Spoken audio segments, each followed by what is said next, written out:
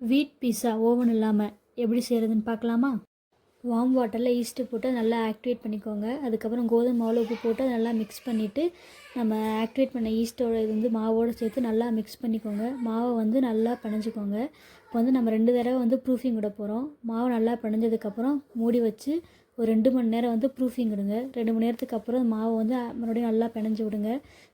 இப்போது மறுபடியும் நம்ம வந்து 1 மணி நேரம் வந்து ப்ரூஃபிங் விட போகிறோம்.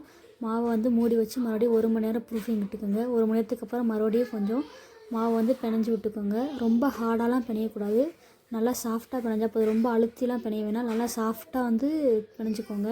இப்போ ஒரு பிளேட்டில் வந்து பட்டர் தடவிட்டு அதில் நம்ம ரெடி பண்ண மாவை வச்சு நல்லா எல்லா பக்கமும் ஈக்குவலாக இருக்கிற மாதிரி நல்லா பரப்பி விட்டுக்கோங்க. எல்லா பக்கமும் கையிலேயே நீங்கள் பண்ணிக்கலாம். இதுக்கு வந்து சப்பாத்தி கட்டை வச்சு பண்ணணும் அந்த மாதிரிலாம் தேவையில்லை, நம்ம கையிலேயே பண்ணால் அதுவே நல்லாயிருக்கும்.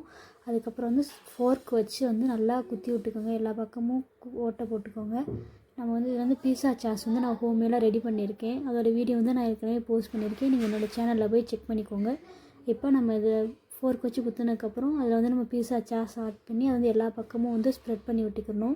ஸ்ப்ரெட் பண்ணிவிட்டு நமக்கு என்னென்ன வெஜிடபிள்ஸ் தேவையோ நம்ம ஆட் பண்ணிக்கலாம். நான் வந்து ஆனியன், கேப்சிகம், அப்புறம் ஸ்வீட் கார்ன் வந்து ஆட் பண்ணியிருக்கேன். நீங்கள் உங்களுக்கு பிடிச்ச மாதிரி வெஜிடபிள்ஸை வந்து ஆட் பண்ணிக்கோங்க. வெஜிடபிள்ஸ் ஆட் பண்ணிவிட்டு நம்ம வந்து சீஸ் ஆட் பண்ணணும். உங்களுக்கு எந்த அளவுக்கு சீஸ் தேவையோ அந்த அளவுக்கு ஆட் பண்ணிக்கோங்க. நம்ம இதெல்லாம் ரெடி பண்ணிவிட்டு இதை நான் வந்து பேக் பண்ணணும். நீங்கள் ஓவன் இருந்தால் ஓவனில் பண்ணிக்கோங்க. நான் வந்து அடுப்பில் தான் பண்ண போகிறேன்.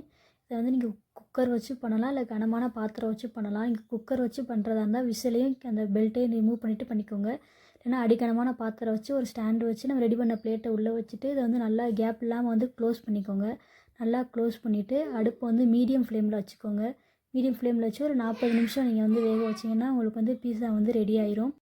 இப்போது நீங்கள் ஸ்லைஸ் போட்டு உங்களுக்கு பிடிச்ச டாப்பிங்ஸோட ஆரிகானோ, சில்லி ஃப்ளேக்ஸ்லாம் சேர்த்து நீங்கள் இதை வந்து என்ஜாய் பண்ணலாம். வீடியோ பிடிச்சிருந்தா மறக்காமல் சப்ஸ்கிரைப் பண்ணிக்கோங்க. தேங்க்யூ.